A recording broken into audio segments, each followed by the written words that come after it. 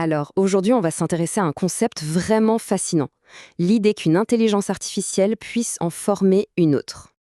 Et attention, là, on ne parle pas de science-fiction. Non, non. C'est une technique bien réelle, une technique de pointe même, qui pourrait complètement changer la façon dont on conçoit les IA du futur. Parce qu'il faut bien comprendre une chose. Plus ces modèles d'IA gagnent en puissance, plus ça devient critique de s'assurer qu'ils font ce qu'on attend d'eux. C'est tout l'enjeu de ce qu'on appelle l'alignement. Il faut à tout prix éviter ce genre de dérive.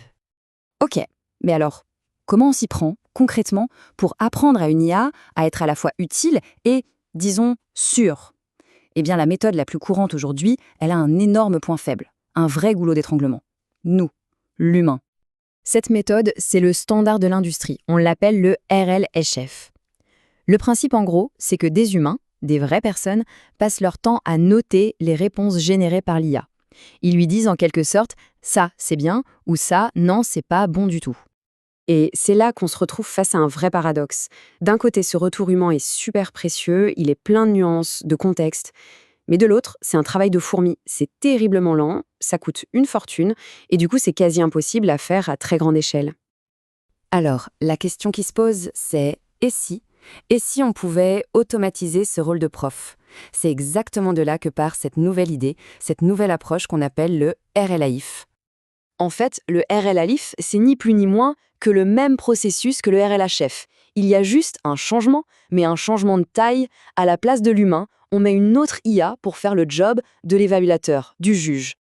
On voit bien ici que le schéma est presque le même. Mais ce simple remplacement de l'humain par une IA change tout. On automatise l'étape qui prenait le plus de temps et qui coûtait le plus cher.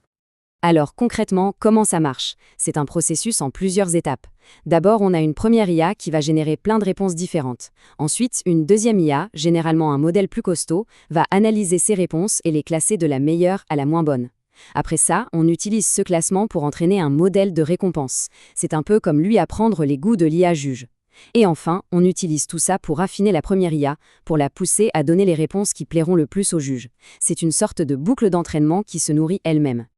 Bon, sur le papier, ça a l'air génial, plus rapide, moins cher, mais dans la pratique, qu'est-ce que ça implique vraiment?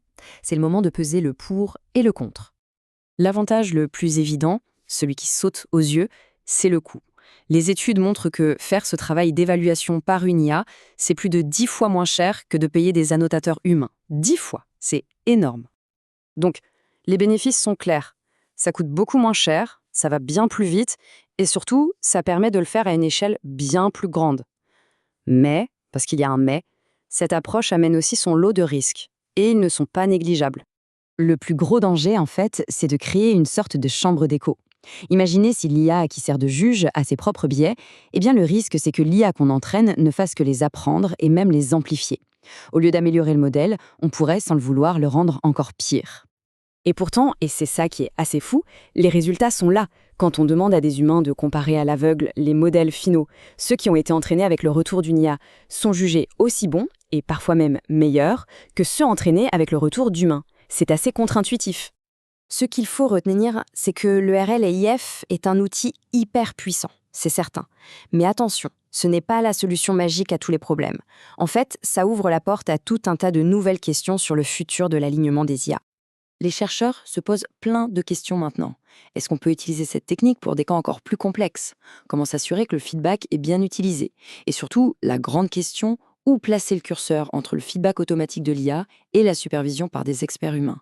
Dans quel domaine, comme la médecine ou le droit, peut-on vraiment se fier à un jugement 100% IA?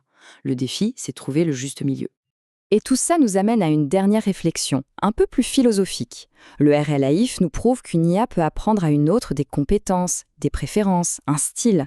Mais est-ce qu'une machine pourra un jour vraiment enseigner à une autre ce qui fait notre humanité, nos valeurs, avec toute leur complexité, leurs nuances et leur constante évolution?